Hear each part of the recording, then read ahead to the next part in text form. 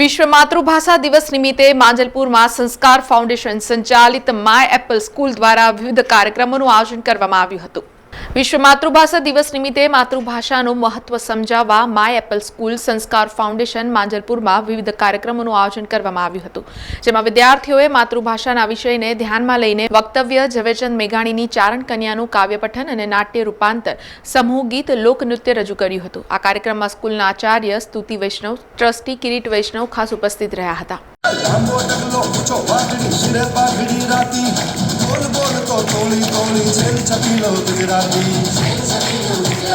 मन छोटू पर मन मोटू छे खमीरवंती जाती मने लागतो भलो बोल हूँ छेल छपीलो गुजराती।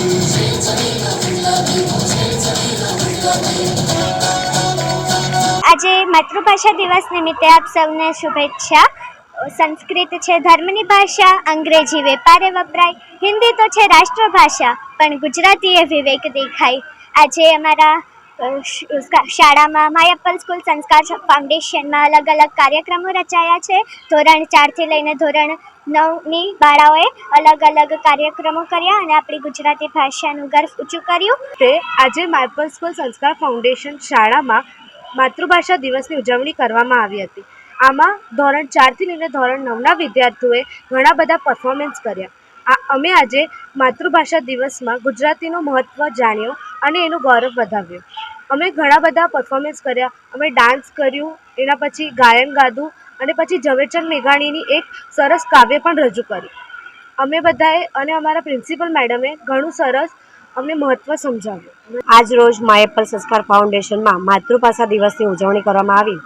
એમાં ધોરણ 4થી લઈને ધોરણ 9 સુધીની બાળાઓએ વિવિધ રજૂઆત કરી। રજૂઆત દ્વારા પોતે શીખ્યા હતા કે ગુજરાતી માતૃભાષા દિવસનું મહત્ત્વ શું છે અને પોતે ગુજરાતી છે એ વિશેનો અમને ગર્વ અનુભવ્યો હતો। અમારી શાળાના આચાર્ય શ્રીમતી સ્તુતિ વૈષ્ણવે કહ્યું હતું કે જે ભાષામાં આપણને સપનું આવે છે એ આપણી માતૃભાષા છે।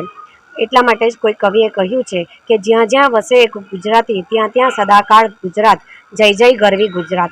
આપ સૌને માય એપલ સંસ્કાર ફાઉન્ડેશન તરફથી માતૃભાષા દિવસની હાર્દિક શુભકામનાઓ। સમાચારોના સતત અપડેટ માટે TNN ન્યૂઝને YouTube પર સબસ્ક્રાઇબ કરી બેલ આઇકોન પ્રેસ કરો અને અમારી સાથે જોડાયેલા રહો Facebook, Instagram અને Twitter ઉપર।